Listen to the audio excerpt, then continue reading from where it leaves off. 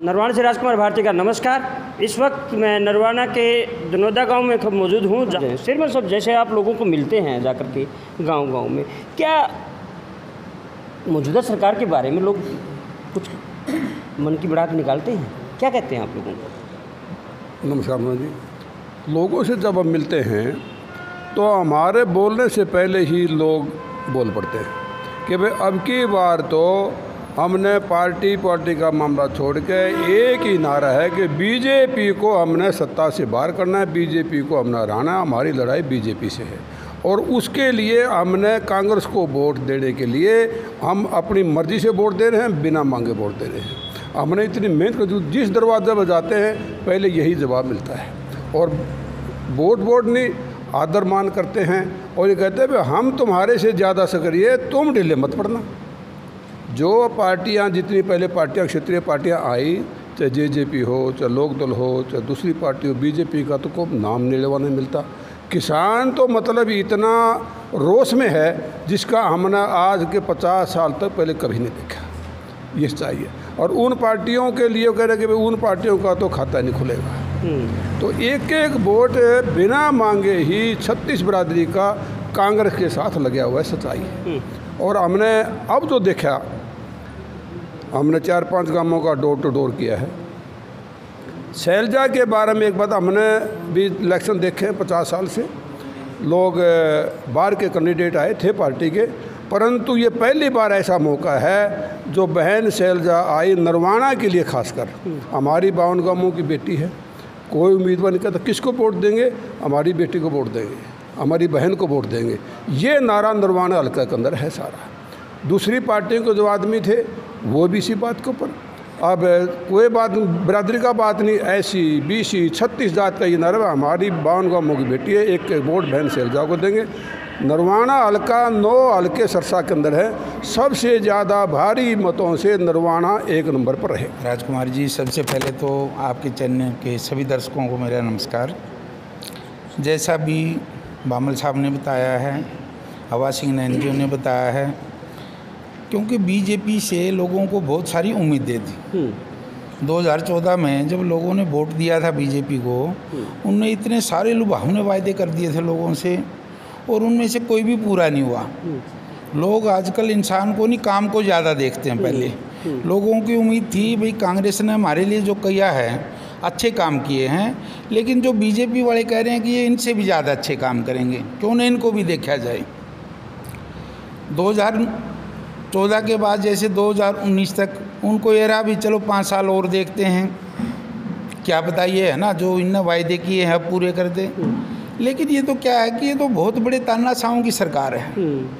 ये तो जैसे चाइना के राष्ट्रपति है, साउथ कोरिया के तानाशाह है, ये तो उनसे भी बड़े तानाशाह बनने की कोशिश कर रहे हैं। चुनिंदा हाथों में सारी चीज़ें सौंप चुके हैं। अंबानी अडानी को ही आगे करके आम व्यापारी को भी ख़त्म करते जा रहे हैं। किसानों को तो ख़त्म कर ही दिया एक तरफ से, मज़दूरों को ख़त्म कर दिया, व्यापारियों को भी ख़त्म कर रहे हैं।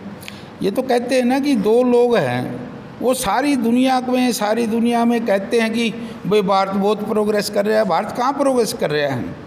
2014 तक जो पूरा कर्जा था इंडिया पे, केवल 55 लाख करोड़ का था। 2014 से लेकर ने 2024 आ गया, 10 साल के अंदर वो कर्जा 200 लाख करोड़ का हो चुका है। तो इनने 150 लाख करोड़ जो बढ़ा दिया, ऐसा क्या किया? जो कांग्रेस ने बनाया था उसको भी बेचते जा रहे हैं। कर्जदार भी इतने बना दिए इंडिया के हर नागरिक को, और फिर भी कह रहे हैं कि हम अच्छे काम करेंगे। और कितना वेट करेंगे? लोग समझ चुके हैं भाई ये तो जो कांग्रेस ने बनाया उसको भी बेचते जा रहे हैं, अपना क्या नया बनाएंगे। लोग अब इनकी भावनाओं में बह करने वोट नहीं देंगे, जैसा ये मिसगाइड लोगों को करते रह रहे हैं। हम जैसे गांवों में जा रहे हैं, अब तो लोग एक ही कह रहे हैं, चाहे वो इनेलो जेजेपी सबसे ऊपर उठ चुके हैं। अब तो इलेक्शन ही 2 तरफा है।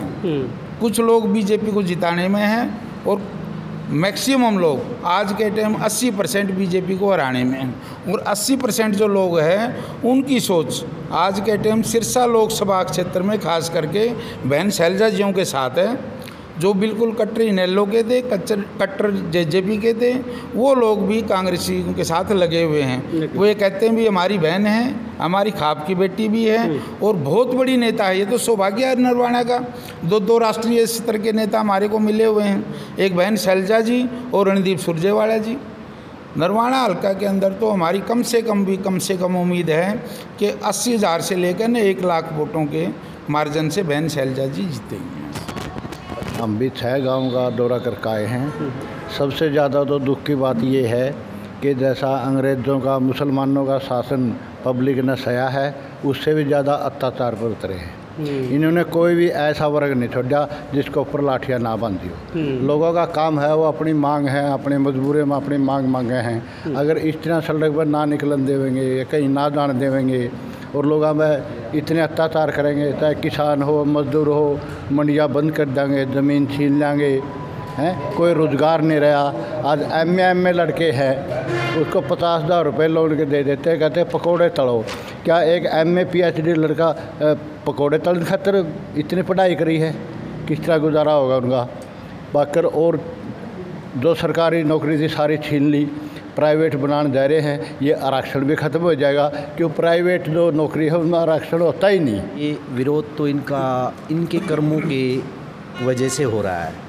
एक भाई ने तो 4.5 साल का जो अग्निवीर लेके आया था, उसने जो लोगों से वोट लिया उचाना से या 10 उसकी जो सीटें आई थी, लोगों ने उससे बहुत कुछ उम्मीद थी, लेकिन वो खरे नहीं उतरे। वो भारतीय जनता पार्टी के साथ जाके मिल के उन्होंने लोगों के साथ कुठाराघात करने का काम किया जी।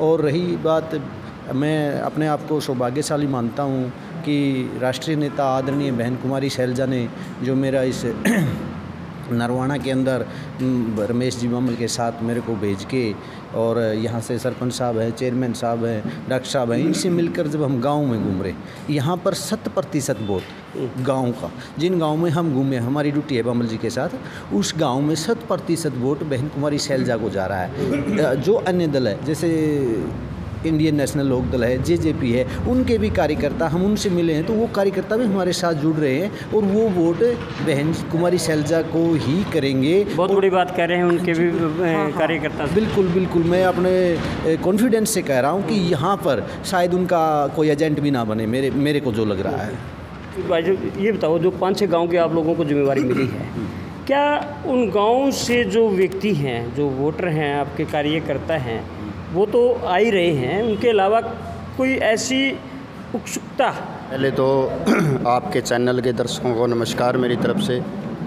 जैसा कि पूरी टीम बामल जी के नेतृत्व में हम सभी गांवों में जा रहे हैं, तो लोगों में बीजेपी ने जो शोषण किया हर वर्ग का, उसके प्रति बड़ा गहरा रोष है। न ही तो मजदूर उस शोषण को भूला है, न कर्मचारी भूला है, न किसान भूला है। किसान 750 किसान शहीद हुए। आज लोगों में इतना गुस्सा है, कांग्रेस के किसी कार्यकर्ता को देखते हैं तो खुद आकर के वोटर और अन्य पार्टियों के कार्यकर्ता भी हमारे से मिलते हैं और कहते हैं कि जी ये समय है बीजेपी को सत्ता से बाहर करने का, और वो उतावले हैं। जैसे कि लोगों को ऐसे लग रहा हो कि आज ही वोट पड़ जाए तो आज ही, कहने का मतलब इनको बाहर निकाला जाए, इतने उतावले लोग हैं। और हम हर जगह जाते हैं। और जैसे वर्ग विशेष की बात यदि मैं करूं, विशेष तौर से पिछड़ा वर्ग समाज और SC समाज की मैं बात करूं, तो ये गरीब समाज है। इनका जैसे मनरेगा, इनका जो आजीवन का जो एक रोज़गार का एक जो इनका साधन था, बीजेपी जब भी आई तो बीजेपी ने सबसे पहले तो मनरेगा को ही ख़त्म करने का सोच रही थी। ये तो उस समय भी कांग्रेस ने बड़ा विरोध किया कि ये बहुत से लोगों का रोज़गार है, इसको मत ख़राब करें, इसको मत ख़त्म करें। और जैसा कि हम देख रहे हैं 10 साल में हर साल मनरेगा का जो बजट है वो घटता जा रहा है, तो इसको लेकर के बड़ा रोष है। इसी प्रकार गरीब लोगों के पास मकान नहीं है, प्लाट नहीं है। कांग्रेस पार्टी जब सत्ता में थी तो 100 वर्ग गज के प्लॉट गरीब लोगों को दिए थे, जो बीजेपी ने आते ही उस स्कीम को बंद कर दिया। आज बहुत से लोग बेघर हैं और उनको एक आस है कि कांग्रेस पार्टी कब सत्ता में आए, हमें मकान मिले रहने के लिए। तो इस तरह और जिस तरीके से ये लोग कह रहे हैं, इनके बड़े बड़े नेता कह रहे हैं कि यदि हम सत्ता में आए तो हम संविधान को बदल देंगे।